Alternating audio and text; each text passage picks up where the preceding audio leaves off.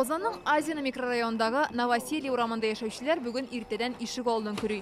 Подъезд тирәсен тротуарларны кордан чистарталар. Шимбә ял көннәре дә шулай үткән. Көрәк тотып урамга чыгучылар 5-6 тапкырга күбәя. Шыга бардылар, булыша бардылар, өстәлеп тордылар. Халык инде кырыклар тирәсе булгандыр. 1 сәгать дигәндә менә шушындый зур иемне шушыннан барсында чистартып кирдек. Зорге 81, второй подъезд. Вот мы все это вычищаем вручную сами. Бу елларда башкаланың барлык урамнарында да шундый өмәләр узды. Халыкның табигать сынауларын ничек җиңүен социаль челтәрләрдәге дистәләгән фото, видеолардан күрергә мөмкин. Кайбер урамнарда халык көрәгән карны машина алып китеп түгә. Салават күпре микрорайонында халык җырлый эшләде. Татарстан халкы иртәдән алып кичкә кадәр кар күрәде. Үзебезнекен бетергәч күршеләргә булышырга барабыз дип шаяртучылар да булды. Ну что, идем в соседний двор? Якшәмбе иртән тыныч урамында яшәүчеләр дә күмәкләшеп эшләде. Шулай итеп халык коммуналь хезмәтләргә ярдәмгә килә. Мондый хәлләрдә бердәм булып эшләү хәерле диләр. Ишек алды җыештыручылар бу кадәр карны бер атна буе да көрәп бетерә алмас иде мөгаен. Безнең халык бөтен чыкты дагы. Менә мондагы бөтен карларны чистартты, молодцы. Бүген Казан ишек алларында хәл менә шушындый. Кар көртләре кеше биеклегендә, машина йөри торган юллар чистартылмаган, кайбер машиналар гомумән ишек алларыннан чыга алмый кар астында калган. Бары тик тротуарларда гына чиста. Рәхмәт әйтәсем килә бик зур безнең йортта яшәүче кешеләргә.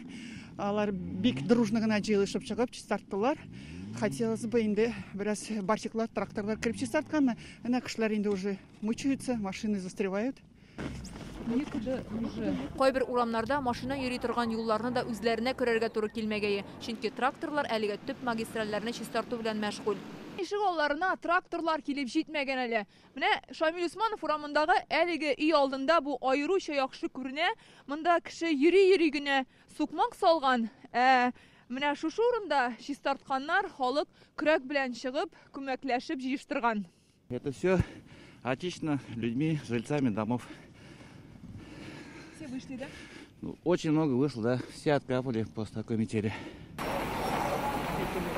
Бүген иртән бик күп урамнарда вазгыять шундый иде. Карда батып калган машиналарны шәһәр халкы бергәләп этә. Ә монысы ялларда Казан бистәләрендәге хәлләр. Яңа Сосновка, Нагорныйда халык маршрут автобусларында әнә шулай этеп чыгарды. Ә кайбер урыннарда ЮХИДИ хезмәткәрләре автомобильчеләргә ярдәмгә килде. Буранда М7 трассасында калган машина йөртүчеләргә мобиль тукталышлар булдырып, кайнар ризык, су һәм башка кирәк-яраклар тәкъдим иттеләр.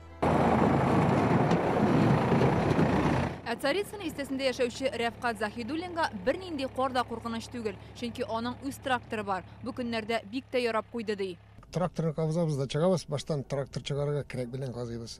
Аннары чыгарабыз, аннары чистартабыз. Безнең халык бит татар халкы ул алай түгел, кетип ята торган дәстә түгел. Эшчән халык, Аллага шөкер.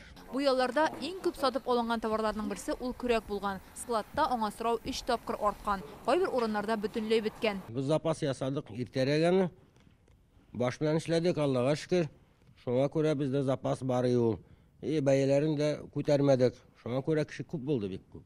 Кайбер ишек алларына көрәкләрне китереп үк сатканнар. Бәясе 400-дән 700 сумга кадәр торган. Игъланнар сайтында исә кар көрәп акча эшләргә теләүчеләр арткан. Бер машинаны кар астыннан чыгару 1000 алып 5000 сумга кадәр торган. Ә күп очракта халык бушлай чын күңелдән булышырга әзер иде. Бу карлы көннәр Татарстан халкын тагын да берләштерде һәм бергә булганда берни куркыныч түгеллеген күрсәтте. Фәризә Мәҗитова, Данил Филатов, Яңа Гасыр каналы.